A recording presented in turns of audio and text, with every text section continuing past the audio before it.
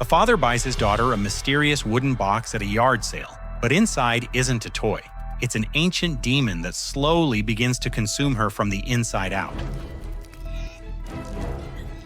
Clyde Brennick works as a basketball coach. After work, he goes to his ex-wife Stephanie to pick up his daughters, Emily and Hannah, for the weekend. The youngest daughter is thrilled with her father's new house, but the older teenager is unhappy about having to spend the weekend away from the city. The next day, driving past a yard sale, Hannah suggests they take a look. Em's attention is drawn to an antique wooden box.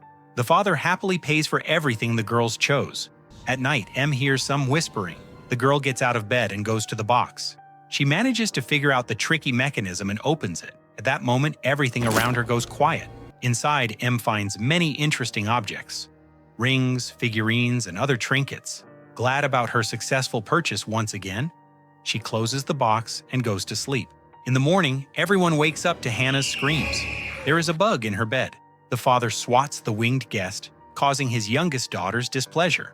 The thing is, Em is a fierce protector of all living things. Later, watching her sister dance, Em admits that she feels strange. It seems to her that she is becoming someone else. Hannah blames it all on their parents' divorce and suggests her younger sister ignore what is happening. After returning the girls to their mother, Clyde listens to a sea of reproaches from Stephanie for breaking all her rules regarding the children's diet. Taking the rest of his things, the man returns home. A week later, Clyde brings his daughters back to his place. In the morning, Clyde cannot get Em to respond.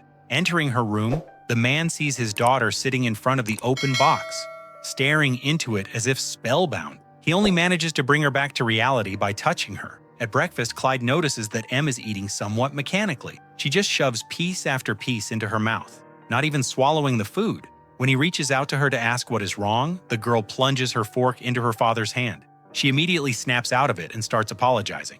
In the evening, Hannah is getting ready for bed. Standing in front of the bathroom mirror, she sees a few bugs fly out of the cabinet. Her father runs in upon hearing her scream. Together, they watch a few bugs crawl out from under Em's door. Opening the door and turning on the light, Hannah and Clyde watch in amazement as the girl sits on the bed, and her entire room is filled with flying moths. The father carries his youngest daughter out of the room, but she does not react to what is happening at all. The next morning, Clyde calls an exterminator service and takes the girls home. The man talks to Stephanie about Emily's strange behavior, but his ex-wife is convinced that their divorce is the cause. A few days later, while conducting another training session, Clyde loses track of time and misses Hannah's recital. In the evening, he calls his daughter to apologize, but she, not wanting to talk to her father, hands the phone to her younger sister. Em, uncharacteristically, asks about her box and orders him not to go near it. This alarms Clyde, and upon returning home, the first thing he does is go to the bedroom to examine the contents of the ill-fated box. A few days later, sitting in class, Emily sees that a classmate has taken her bag with the box. She attacks the boy and throws a terrifying tantrum. When her parents arrive at the school, the principal informs them that the girl has been acting very strangely over the past 2 weeks. She has distanced herself from her friends and lost interest in the things that used to be important to her. In the evening, while checking students' notebooks, Miss Shandy hears a strange whisper. Her attention is drawn to the box confiscated from Emily. The woman tries to open it. At that moment, bloody tears begin to pour from her eyes. At that moment, the office door slams shut. An unknown force throws the poor teacher from side to side. Ultimately, she is thrown out the window, and Miss Shandy dies. In the morning, Clyde tries to talk to his daughter about the teacher's death, but Em, without interrupting her breakfast, only asks him to get the box from her classroom. Her father tries to find out why this thing is so important to the girl, but she cannot give a clear answer. Emily says that her friend lives in the box. It is a woman. She tells the girl that she is special. When her father asks to meet this woman, the girl replies that no one can see her. Realizing that his daughter is obsessed with the strange object, Clyde throws it in the dumpster. Upon learning this, Em starts saying hurtful things to her father about his relationship with her mother. At that moment, an unknown force strikes the girl across the face. From the outside, it looks as if her father hit her. Hannah, running out, thinks exactly that. A frantic Emily runs out into the street in just her nightgown and runs into the night, not watching where she's going. Something unknown leads her to the dumpster where Clyde threw that very box. A voice starts whispering something to the girl. Moths flying nearby fly into the girl's mouth and she loses consciousness. Clyde finds her and carries her to the house. There, an anxious Stephanie and Hannah are waiting for him, along with the police. His ex-wife files a complaint with the court, and the man is forbidden from seeing his children. The furious woman refuses to have any contact with her husband. Stephanie's new boyfriend, Brad, tries to defuse the situation. Later, he encounters Em in the garage. She is silent and looks strangely at the man, hiding her hand behind her back. Unclenching her hand, Brad sees a human tooth. Turning away to examine it, he doesn't immediately notice that something is wrong with the girl. She's overcome by an urge to vomit. Her eyes become clouded with a white film, and something is moving under the skin on her face. A few seconds later, it all passes, and when the man turns Em to face him, she looks completely normal again. Meanwhile, Clyde retrieves the box from the dumpster and takes it to an acquaintance, Professor Manus. After examining the object, the professor says that it is a dybbuk box, the spirit of restless people. Such boxes were made to lock evil away. Returning home, Clyde starts looking for materials about the dybbuk. The man realizes that a demon has possessed his daughter, and it must be exorcised immediately. Choosing a moment when Stephanie is not home, Clyde sneaks into the house. He brings a book on exorcism with him and begins to read a prayer. A tear rolls down Emily's cheek, and an unknown force throws the book into the corner.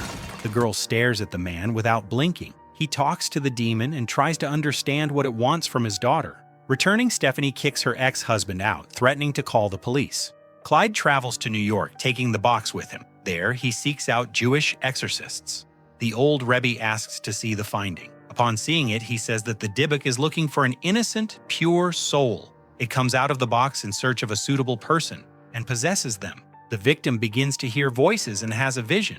All this is the doing of the spirit. It wants to protect its host and drive away other people. In the final stage, the dybbuk merges with the new body, and they become one. The spirit devours the person. It only needs what it lacks itself, and the only way to stop the dybbuk is to order it to return to the box, calling it by its name. Clyde tearfully begs for help. One of the synagogue members agrees to go with him. At this exact time, Stephanie hears a noise in the kitchen. Entering, she sees Emily sitting in front of the refrigerator. She is crying one moment and greedily biting into a piece of meat the next. The mother, knowing her daughter is a vegetarian, tries to find out what is wrong, but a completely unfamiliar voice answers her. It says that Emily is not here. The demon in the girl's body starts smashing everything around, not letting the mother get close. Em throws herself into her mother's arms when she regains consciousness. And Brad, having found out what happened, suggests putting the girl in a clinic to conduct tests. In the morning, while getting his car ready, the man sees Emily looking at him strangely. The wind picks up around them, and Brad's teeth start falling out of his mouth one by one. Terrified, the man gets into his car and drives away. Em herself falls and thrashes in convulsions. While the mother calls an ambulance, Hannah sees a moth fly out of her sister's mouth. Later, she calls her father and begs him to hurry. At this time, Emily is placed in an MRI scanner. The lights in the building start to flicker, and Stephanie and Hannah watch the image on the monitor in horror. They clearly see some kind of face inside the girl. When Clyde arrives at the hospital, a shocked Stephanie agrees to all his suggestions. And since Em cannot be taken out of the hospital, they plan to perform the exorcism ritual right there. Moving the girl to a basement room, the family begins preparations under the guidance of the rabbi. Emily screams frantically. At some point, the dybbuk takes over the girl's body and attacks those present. Clyde asks for his daughter back, but the demon runs off in an unknown direction. The man chases after it. He finds Emily in the morgue. She is hanging from the ceiling and attacks her father. The man begs it to take him instead of his daughter.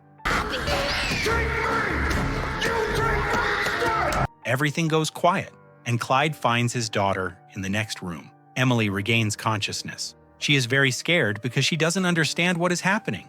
When Stephanie, Hannah, and the rabbi find them, the family hugs while sitting on the floor. Clyde assures them that everything worked out, but the rabbi realizes that something went wrong. He begins calling the dybbuk by its name. Stephanie, Hannah, and Emily watch as the spirit wakes up in Clyde's body. It starts throwing him from side to side. The rabbi continues the ritual. He manages to banish the dybbuk back into the box. When everything around goes quiet, Emily cautiously approaches her father sitting on the floor. He comes to his senses and hugs his daughter. Returning home, Stephanie puts the girls to bed and goes out to Clyde. She hugs her husband, realizing that he was ready to sacrifice himself to save their daughter. Later, the rabbi calls Clyde. He says that he will take the box to his father to hide it in a safe place.